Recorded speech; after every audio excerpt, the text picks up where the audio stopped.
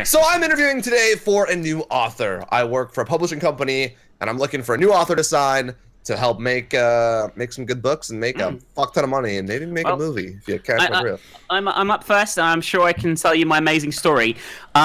First of all, it's a story about a magical spray. Okay, I know it sounds a little far-fetched at the moment. Just bear with me. This magical spray has amazing properties. Basically, you know pepper spray, right? You spray it in the face of the face of people who might be wanting to do you harm. Okay. Yeah. So it comes in a bottle similar to that, except when you spray it in the face of people who come up to you or just anyone really, they actually turn into a small adorable animal called a fluffkin, and basically, it's about this person who wants to turn the entire world into fluffkins. That's the initial part of the book. Okay. That's setting up the scheme. All right, you know what I mean? So is this a children's book then? Yeah.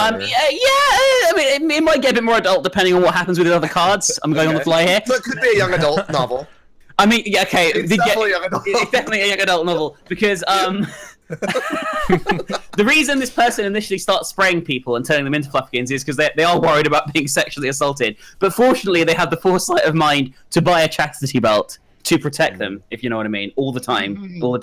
And it's not just any; it's one with an electric shock built in. So if anyone does get to it, they're fried. But if the fluffkin spray fails, that's the other thing. That's like the other reason. Their motivation, line of defense. Yeah, their motivation is they want to rid the world basically of all men because all men are rapists. So obviously, so that's why that's happening.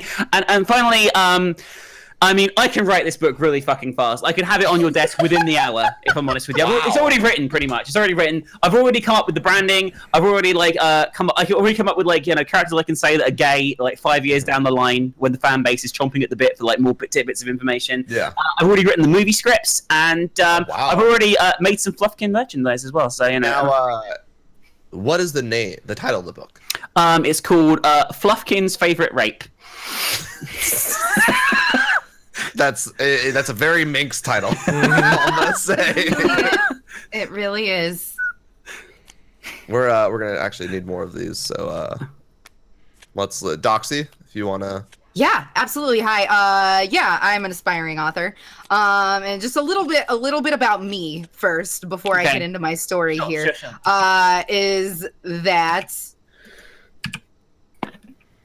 I weigh exactly 1 pound.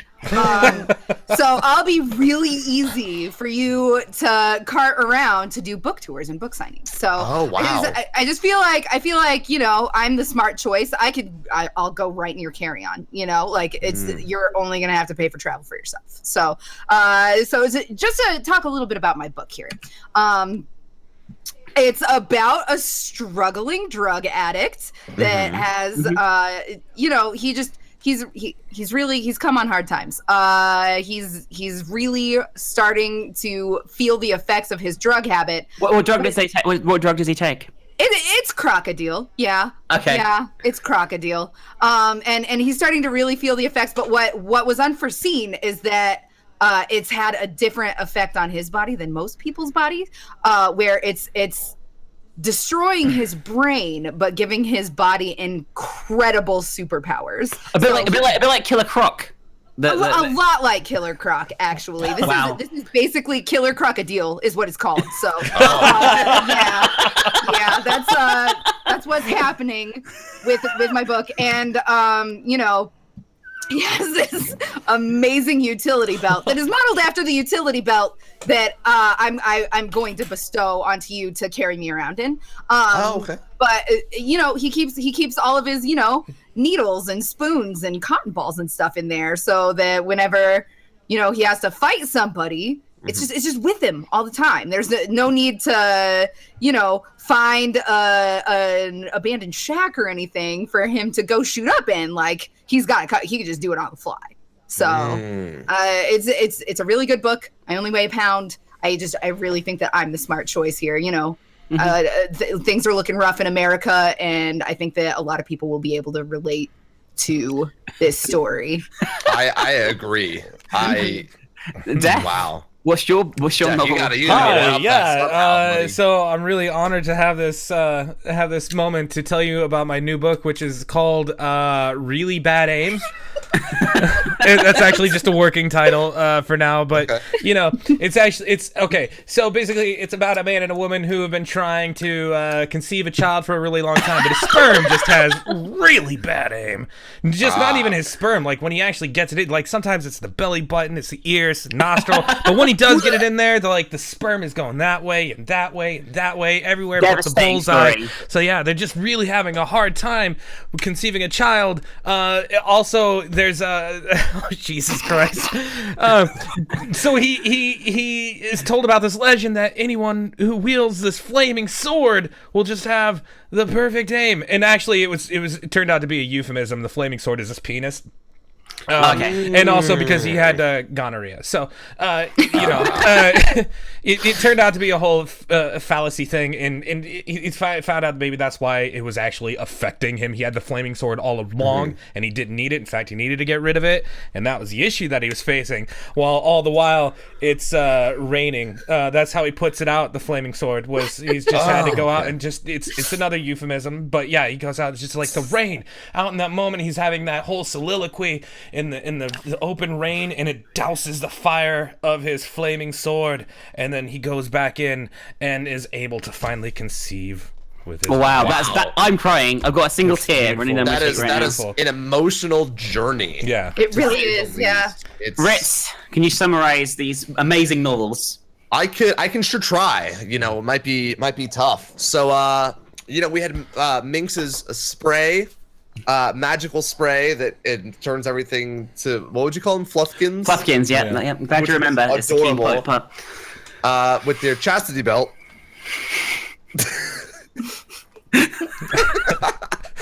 Just can't. But you can write it really quickly, which is really good. Good turnaround. You have everything done. You're ready to go. You're ready to start a franchise. Yeah, I'm ready to go. Ready to go. Start the Fluffkin franchise. Yeah. Doxy weighs exactly 1 pound. So basically, if I needed to send her anywhere, I could just put her in an envelope and ship her somewhere. Flat rate envelopes are your friend and mine too. Very comfortable. Yeah. And her story is obviously about that drug habit. The was it Dr. Crocodile or whatever? Killer Crocodile. Killer Crocodile. Yeah. Sorry, my bad. I was thinking of Dr. Octavius for some reason. And instead of a chastity belt, you have the utility belt that the character has for all their needles, but that I also get to carry around to carry you around. Which makes me wonder if you have a drug habit. Yeah, you also have a drug habit, which is why you weigh a pound. Gotta think about that. But I'll never tell. Those autobiographies do real well, so it's so important. And then, of course, Deafinition.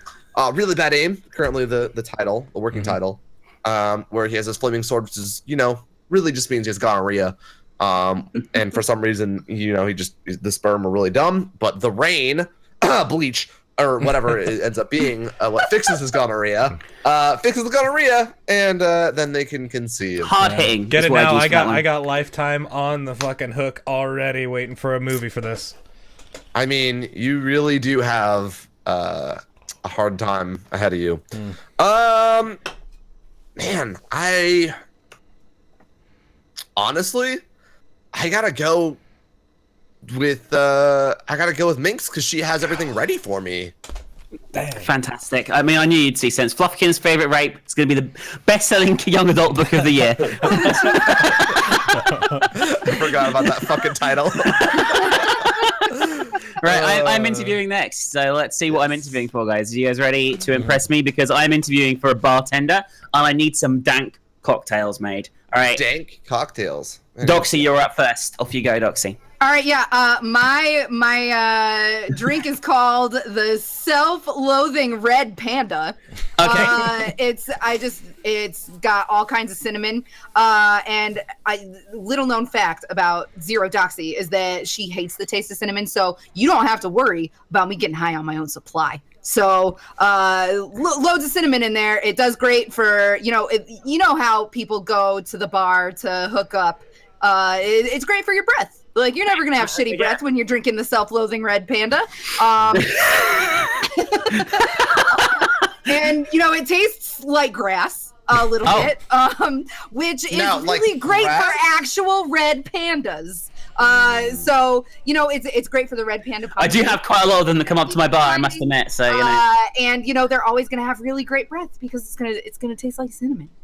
Beautiful. So- I mean, that is the greatest cocktail I've heard of so far. But maybe it can be topped by Mr. Definition, who is interviewing next here. So, what can you bring to the table? So yeah, I As a actually bartender. used to be a bartender, and I used to work at the world renowned Original Sin. Wow, I've heard of it. Which I've heard of it. yeah, was previously called Sodom and Gomorrah, and then got bought out, and they changed it to Original Sin. It's a whole long story. But I used to be. And the thing is, I'm not a bartender, and you don't want a bartender. I'm a mixologist, and I will give you the Original Sin experience every time at your bar, along with. I'm tasteless. Okay. Yeah. And I have no problem serving the shittiest drinks to the shittiest customers all the time. You won't get any nitpicking from me, because I just, you know what? I don't care. I'm there to make money and there to make you money, because that's what you need. You don't. But want you're also someone... a mixologist, though. As well, Yeah. At the same time. But It's not I giving make a fuck. shitty drinks, but I make shitty drinks really fucking well. You know, I will deconstruct a rum and coke for you. It's great. It's fantastic. But also, I do this really neat trick sometimes where I actually serve flaming shots from my taint. I just pants down, ass up in the air on the bar. I just pour, a little rum, a little sambuca in there, something overproof. Woof, light it on fire. Bam! All you gotta do is stick a straw that in is there one hell of a and trick. drink it right out of my taint. In your taint? Yes, I call it. Wow. It's Would you called call the it? original taint. Actually, Oh, it's beautiful. It's real good. Beautiful. No, that was pretty impressive. Christ. But Ritz, can you top this? I mean, I don't top anything, but it's actually not true, but it's a good joke. So I'm a pretty cool bartender, I think. And I can be passive aggressive with the best of them. Sometimes you have really shitty people and douchey people come up to your bar and they try to act all important, like, oh, my ego is the most important thing in the world. I can be super passive aggressive against them and get the shitty people out of the bar, so the bar has the fun environment that you want. And That's very helpful. That's very helpful. For a What's next? successful What's bar. next? I can be kind of indecisive, which is actually a positive, I think. Or can you be? I don't know. I could not be. Obviously, I can get my stuff done, but I'm never sure what is the most important to do. So instead, I make the drink that I think is the most showy, so that all the people in the bar, while they're still waiting, they're seeing a better show. But maybe you shouldn't do that. Maybe I shouldn't. I don't know. I don't know. It kind of, things just happen, but people seem to like it, so I think it's fine. Okay. We actually we have massage oil on at my bar, so if anytime the sexy Just on ladies tap. come in, the sexy ladies come in, and I can also offer them a massage and just help them have a great relaxing time. While Does it they're have a out. happy ending? It does if they pay extra. Oh, very smart. I like business acumen. Business acumen. Very good. All right. Okay. Let's sum up what we have here. We have Self-Loathing Red Panda, the grass-flavored cocktail from Zero Doxy, which is apparently amazing and definitely would bring all the red pandas to my bar. You know what I mean? We have Original Sin, the nightclub, the famous nightclub where Definition used to work. He is tasteless, so he doesn't really give a fuck about his work, but he's also great at it at the same time. And he does do an amazing party trick where he pours Sambuca through his taint. And then we have passive-aggressive Ritz, who's not really sure if he's passive-aggressive or not. He might be, but we don't really know. And he provides massages with a happy ending at the bar. I'm going to have to go with... I'm very sorry, but I'm going to have to go with Definition. I think that party is a trick... health code nightmare. You're going to regret that. Why do you think Original Sin closed in the first place? I think that's very good. All right. Okay. Doxy, you were interviewing next. Yeah. All right. Come on in. Come on in, Sam. Okay. All right. So today I'm looking for somebody to fill the role of the psychic. It's a phone psychic. Okay. Yeah. So basically, I don't even need to flip these cards. I already know what's on them. But for posterity, I'm gonna go ahead and flip them and let you know that most psychics like to use their crystal balls and shit like that. I got a gold cross. It basically, I don't even actually know what it's for. I don't need it. I'm a psychic. I'm an actual psychic. But people like to see it, especially we're living in a country where like our biggest religion is crosses. That's our religion. Crosses. That's the religion. Our biggest religion is crosses. Yeah. Can I get that on a t-shirt? Crosses. Please? And I'm always going to win tic-tac-toe with this motherfucker. Always. Always going to win tic-tac-toe with it. Also, fucking, I do this thing with... Wow, I'm getting the worst cards for this. I take a lock of your hair with some scissors, throw it in a bowl, burn it, shaboom! Sim salabim. I got it. It's right there. I can just, all the messages show up and smoke from your burnt stinky hair. And it'll spell I thought this was a phone psychic though. If it you'll take my word for, you know what, no one uses the phone anymore, it's all Skype. I'll just put it on the camera. Okay, video call, that's fair enough. Absolutely. And then but it's perfect because I have no sense of smell, so that burning hair can burn for days and days and days, and they won't see it because they won't smell it because they're on the other side of Skype. I'm on this side of Skype, and it's never gonna stink up the place for me because I can't smell it anyways. And and that's why you should hire me as your psychic. All right. I will let you know. Fucking cards in the world. Yo, you have that out. I'm kind of proud of the way you played that, right? All right. So Ritz, up next. Let's have a look, shall we? I am a psychic, and I'm going to be starting my foyer into phone psychicking. And I actually started being a psychic because of those old decoder rings. All right. I thought they were super interesting and kind of like mystic. Oh, and so I see. It got me into the mystic arts, as some people may like to call it. I've got a closet full of them. Full of them. Yeah. Very important. It was a great way. It helped have me have my psychic awakening. Open the door for you, would you say? Yes. I think this is a great card, actually, for this one, for some reason. So, I'm actually a pathological liar. Okay. Which you don't know if that's true or not.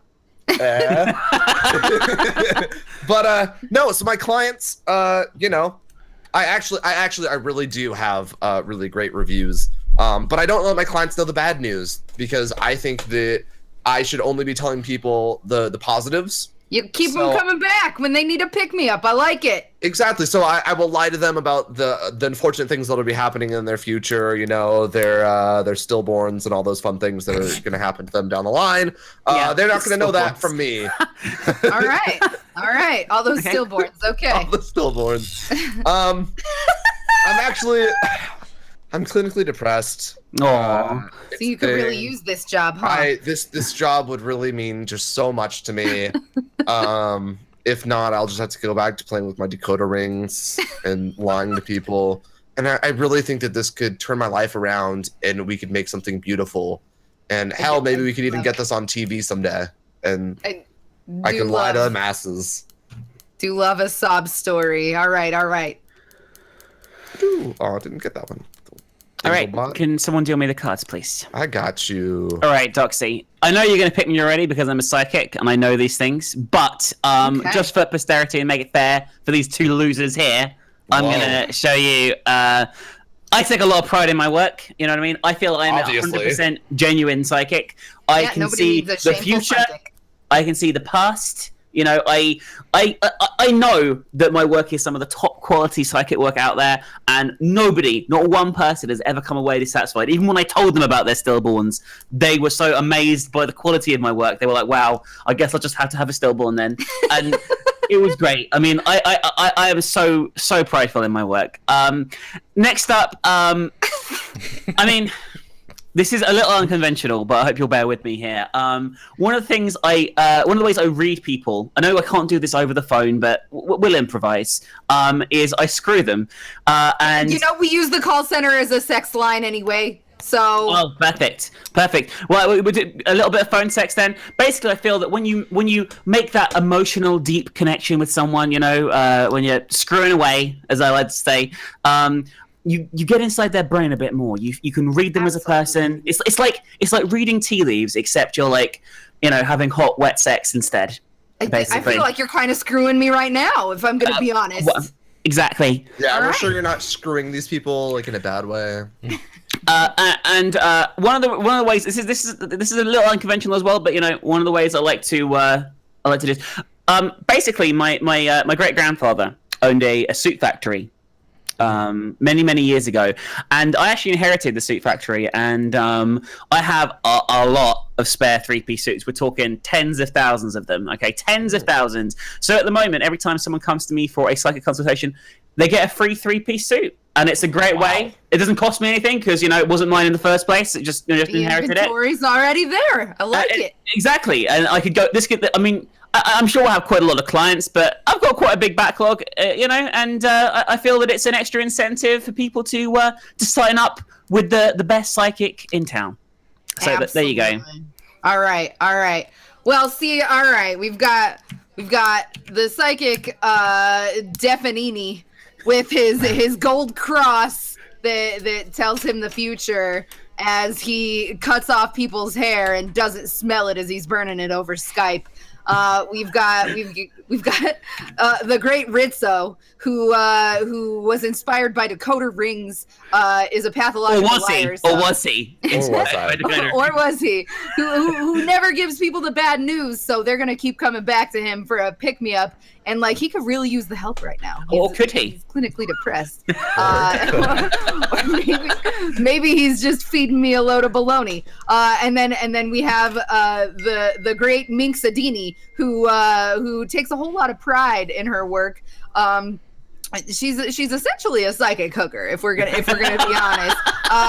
And she also comes with that sweet consolation prize of the 3-piece suit. But to be perfectly honest, I gotta give it to the great Deafinition. Deafinition. And this is how he got psychic really I am. Screwed with those cards. Mink used the same intro to her interview as I did, and you would think naturally she cheated and took it from me, but I'm so psychic, I knew she was gonna say it and stole it from her. Oh wow! All right, this is the last round. All right. So I hope you all are ready, because I am in need of a new celebrity impersonator. Oh, wow. For our upcoming late does night a great show. Nicolas Cage, by the way. Ritz does a great Nicolas Cage. I'm actually just stealing this idea from Craig Ferguson for our late night show, so I'm going to need someone who's as good as Jeffrey. So what do you guys got? All right. So I'm a pretty cool celebrity impersonator, I think, at least. Does your daddy think? You know what? We don't talk about that. So I think that I'm a pretty good impersonator of older gentlemen. Mm-hmm. Daniel Craig, Pierce Brosnan, the dad types, the hot dad types, maybe. I don't know. I have daddy issues, so we're gonna leave that at that. I might be slightly self-entitled, but it also means I'm very good at impersonating these self-entitled Kardashians, people like that. I have a very, very wide range of people I can impersonate, and it's a great skill to have. I also have a phenomenal six-pack. So you need someone to play Zac Efron in Neighbors? I got you. You need someone to play someone else who's ripped in some other popular movie right now? I got you. What I really need to know is, can your six-pack impersonate Arnold Schwarzenegger's six-pack? Seeing as he's pretty daddy as fuck, I'd say yes. Okay, great. That's all I needed to know. All right. I guess I'm up next for the job of celebrity impersonator here. Death, prepare to have your mind blown, okay? Right. Blow me. All right. I mean, I'm really shallow, so there's nothing more shallow than a fucking celebrity, if you ask me. Like, most of them are really just, in it for their looks and for the money, and so am I. So I can relate to them on pretty much every level. So I think that gives me a deep connection with pretty much all celebrities, if I'm perfectly honest with you. So that's always a plus.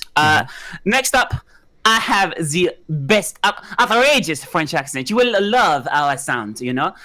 People say I sound like, you know, all of those French celebrities, you know, I can't think of anyone's name. That one, yes. I sound exactly like them. Can you do me a quick favor? Can you laugh with a French accent? Of course I can. I can do the most perfect French accent in the whole world. That was almost German shit, but you know what I mean. You know, I'm going to keep talking in this accent for the rest of this bit because I do want to demonstrate. But I can also do a Spanish accent because my stage name is El Diablo. And that's Spanish for what now? The devil. Okay, great. Probably. Okay. Maybe, I think. And the reason they call me that is because I do a great celebrity impression of the devil. He's one of the biggest celebrities out there, quite in demand, I feel. So Halloween parties in particular, you know what I mean? Right. I think I get it spot on. So they're the reasons that you should hire me as a celebrity impersonator. All right. Or should I say celebrity impersonator? Perfect. The wow factor's there. Let's see what our last one has. Doxy. All right, so I'm gonna let you know right away that my specialty is child acting. I do really hope with this the child is acting. a really risky play. Yeah. Why I'm doing it? Just wondering where this is Bear going. with me. All right. And just to let you know, I got that spirit. I got that childlike spirit. I actually do the little girl from the movie Spirit. You do the little girl. Come on. Keep it clean over there. Child actor present. Also, I have tons of merit badges. So if you need me to impersonate a Girl Scout, yeah, okay. No, I wasn't. Oh. But I do have the merit badges, and I can. They're just for show. Can I ask where you got these merit badges if you weren't a Girl Scout? No, you cannot. Okay. And finally, my decoder ring. Really? I got it.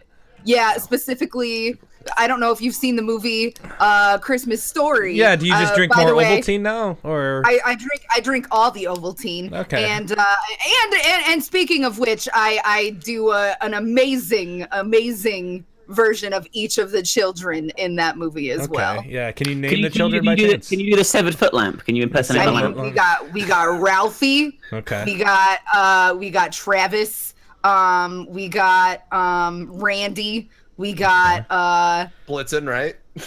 Yeah, and there's Santa. And there's You'll Shoot Your Eye Out, and then there's the leg.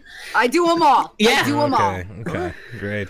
Wow. I know. Just real quick, because I know my last interviewer does a French accent. Can you do a French accent in the famous line from A Christmas Story? Oh, absolutely. I've never seen A Christmas Story, by the way. No. My last interviewer, can you do it? I want to know if your French accent is as good as hers. I'm garbage at accents, by the way. I can't put my arms down. So it's French, yeah, okay. Yep. So hard baguettes. Oui, I will tell elle. Okay. You could have just said fragile. I would have gone well with that. Fragile. Fragile. That's a pretty good interviewer. I know that our late night show is kind of a hit with the sex offenders list. So, but yeah, we've got our first interviewer who may or may not have some self-entitled daddy issues, but they have a rockin' six-pack that is also a great impersonator. But we have a very shallow French, not French, but impersonating French, called the El Diablo, which is a little confusing. That's kind of a fusion of cultures there. But we have someone who questionably has a lot of merit badges, but was never a Girl Scout. But they've got spirit. Yes, they do. They've got spirit. How about you? And they are super probably high on Ovaltine right now. This was a really hard one, but I think I'm going to have to go with the merit badge girl. Oh yeah. Nice. I have been robbed. That is what I think. It's okay. I got last, and I didn't have to do an impression, so I'm happy. I can't do accents to save my life. By the way, I'm gonna draw a random one because this is the last thing we always do. Is actually we should all probably have 3 because that's more fun. Yeah. So everyone, we're gonna take a random job. Okay. Now we have to explain how our 3 jobs work together. So we'll just go down here. I'm just gonna put a 4 here real quick, and we're just gonna. Actually, looks really shitty. So do I have to pick new ones, or am I using the ones that I have over here? No, you use the ones that you have. We're getting 3 because we don't have them. Okay, gotcha. We should all just put them pretty much like. We can flip them all over. It doesn't matter. Why? How do I spin these? I don't have my fucking clue. How do you spin? Like rotate? Yeah. If you right click on it, it'll tell you. It's Q or E.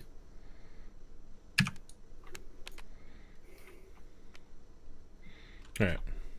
Oh my god, this is all over the place for me. You can actually do them all at once if you can. Yeah, but I can't. And then they're all uneven. So what we'll do is we'll just put them back here. Do you want these spun or? Yeah, and then you can rotate with right click if that's here. I got them. I'll do them for you so you don't have to. Oh, nice. Look at this magic. Look at that magic. That's my job. Stop. Hey, you don't tell me what do and don't. Minx. Let me fix that for you, and let me draw you a nice little 4. Well, it's got to be blue because it does that. Minx thinks she wins. Okay. All right. So, Def, do you want to go? Like, I guess you're going first. So. Okay. Yeah. So what am I doing now? Oh, how do my jobs go together? You are combining the 3 jobs that you have been given. Yeah. And you're gonna try to string them together or make one big job or be funny. Oh yeah, no, this is easy. I'm actually a psychic bartending magician. That's what people don't just go to bars to drink and have fun. They want to be wowed by the bar. They want a bartender who really gets into it. And nothing really gets the crowd going than knowing their drink before they even order it. And then you're doing a little magic trick that may or may not involve my taint and a bottle of Sambuca. And poof, smoke, fire. It's all really good stuff. And don't tell the health and safety board. Perfect. All right. Perfect. Yeah. So obviously I won escort because I'm the best escort.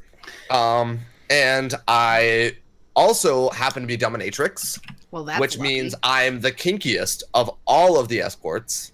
I can be any. What is Minx? Okay. I thought she was gonna draw something else. I was really worried for a second. But when this doesn't pay the bills, I'm also a used car salesman. So I have those talking abilities as an escort you would need to talk people into deals that maybe they wouldn't want to do because I'm shady as fuck. All right. I am a model. And that's how I got into celebrity impersonating, actually, because I just am so beautiful that, people saw me and they were like, you gotta try acting. And I tried it and I wasn't that great at acting, but the impressions I got down pat. And the way that I learned that I was any good at, impersonating, and the way I got all those merit badges. You want to try that again? Merit badges. The way I got all those merit badges was by being an intimidating drill sergeant, from the movie Full Metal Jacket. So you just scared Girl Scouts into giving you. So I wasn't gonna tell you, but I felt kind of shitty about not telling you. So you're like a child Arlie Ermy. Yeah, that's me. All right. I guess here we have. I have queen, author, and child actor. Start at the beginning, I guess, of the story. I was a child actor back in the 50s. When I was born, and basically it was a hard time there. Lots of drugs, lots of rock and roll. Even at age 7, it was a tough life, but it did teach me a lot, and it allowed me to have lots of life experience, so I could become an amazing author and write such literary classics as Fluffkin's Favorite Rape, which is one of the best out there, if you ask me. And because of that series, because the Fluffkin series became one of the most successful series of all time, I was able to get enough money to become queen. I just bought everyone. Just physically paid for everyone in the world. I became queen of the world, and that's how. By the king's affection, is that what happened? Yeah. And then you probably murdered him with his huge dick, and then I killed him. Sounds about right. The end. Well, thank you very much. This has been Funemployed. Hopefully, maybe we'll do it again. Yeah, that was a real good time. Yeah, that was real fun. And I win. Fuck this shit. Great.